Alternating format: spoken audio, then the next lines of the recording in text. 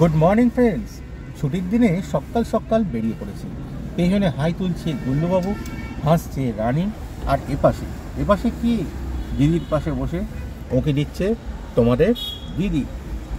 আচ্ছা, যাচ্ছি যখন কোথাও একটা ডেস্টিনেশন তো আছে, আর অন্য সব ব্লগের মতো এবারেও সেটা সারপ্রাইজই রাখছি। সঙ্গে থাকো, দেখতে থাকো কোথায় যাচ্ছি। আমরা আমাদের ডেস্টিনেশনের প্রায় কাছাকাছি চলে এসেছি। দূরত্ব কম হলেও সময় অনেকটাই লাগলো, কারণ রাস্তা জ্যাম।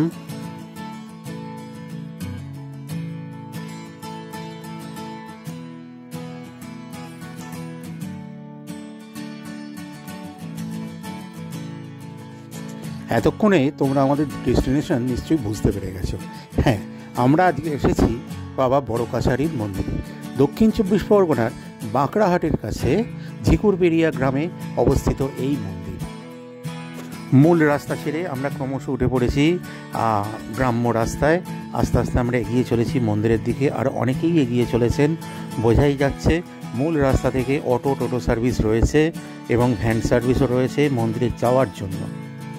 দুপাশে সবুজ গাছপালা, পুকুর, ক্রমশ গ্রামের পরিবেশে আমরা ঢুকে পড়ছি। পশ্চিমবঙ্গে অনেক শৈবক্ষেত্র রয়েছে, যার মধ্যে বাবা বড় কাছারির মন্দির অন্যতম। এর আগে তারকেশ্বর, বর্ধমানের বর্ধমানেশ্বর, বিভিন্ন জায়গায় ঘুরেছি, কিন্তু এখানে এই প্রথমবার। কথিত আছে বাবা বড় কাছারির কাছে এসে কেউ কোনো মনস্কামনা জানালে বাবা তা পূর্ণ করেন। বাবা কাউকে খালি হাতে ফেরান না।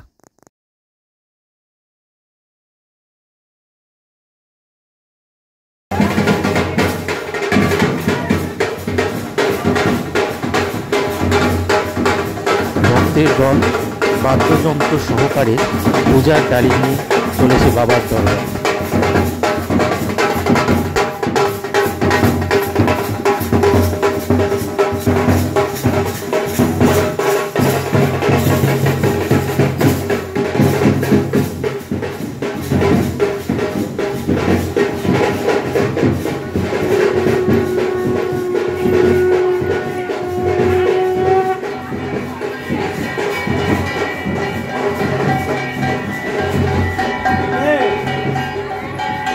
এই দেখো, তোমাদের দিদি এখানে পুজো কিনছে। এখানে বাইরে থেকে কিন্তু পুজো আনার নিয়ম নেই। আশেপাশে যে সমস্ত দোকান রয়েছে সেখানে যথেষ্ট ভালো পুজোর ডালা পাওয়া যায় এবং এখান থেকেই কিনে নিতে হবে। আর যারা গাড়ি নিয়ে আসবেন, এখানে আলাদা কিন্তু কোনো পার্কিং জোন নেই। যেখানে আপনি গাড়ি পার্ক করবেন সেই দোকান থেকেই আপনাকে পুজো কিনতে হবে। এটাই এখানকার নিয়ম। এনারা গাড়ির জন্য কিন্তু কোনো আলাদা পার্কিং ফি নেন না।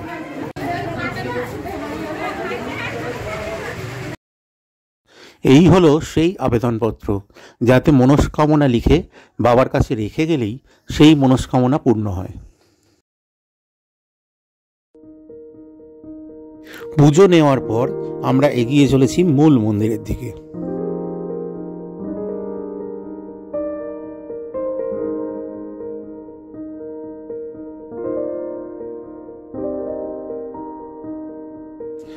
এই হলো বাবার মন্দির সংলগ্ন দুধ পুকুর। তোমাদের দিদি দেখো জল নিয়ে উঠে আসছে। এই জলই বাবার পুজো হয় এবং বাবার মাথায় ঢালা হয়। মন্দির সংলগ্ন এই পুকুরে অনেকে স্নান করে দণ্ডি কাটতে কাটতে বাবার মন্দিরও প্রদক্ষিণ করে।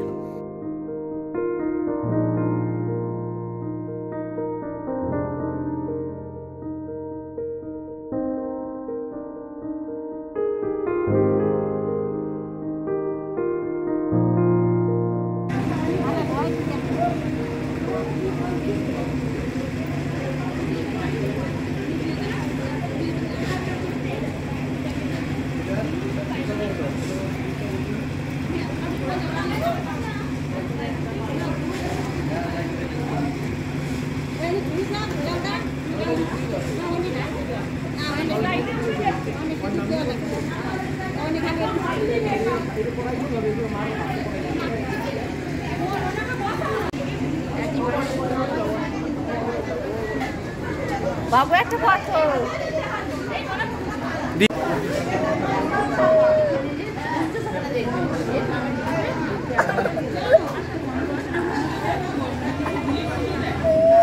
এখানে আসতেই গুল্লুবাবু শিশু ভোলানাথ সেজে গেছে। গুল্লুবাবুকে কেমন লাগছে একটু তোমরা জানিও কিন্তু। এই অশ্বত্থ গাছের নিচেই মহাদেব বাবা ভূতনাথ রূপে অবস্থান করেন। আর এই যে কাগজ দেখছেন এই কাগজে সবাই মনস্কামনা লিখে বাবার কাছে রেখে যান। এই মনস্কামনাই মানুষের পূর্ণ হয়।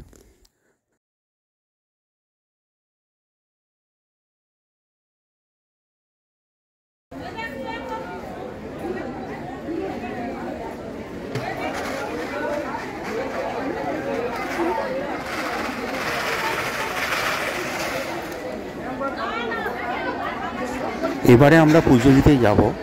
যেহেতু মন্দিরের ভেতরে ছবি তোলা নিষিদ্ধ, তাই এর পরের অংশ আর তোমাদের সাথে শেয়ার করতে পারবো না। পুজো দেওয়া হয়ে গেছে, এবার বাড়ি ফেরার পালা। এখানে এই দুধপুকুরের একটা দুর্দান্ত ভিউ পেলাম, তাই সেটা তোমাদের সাথে শেয়ার করার লোকটা আর সামলাতে পারলাম না।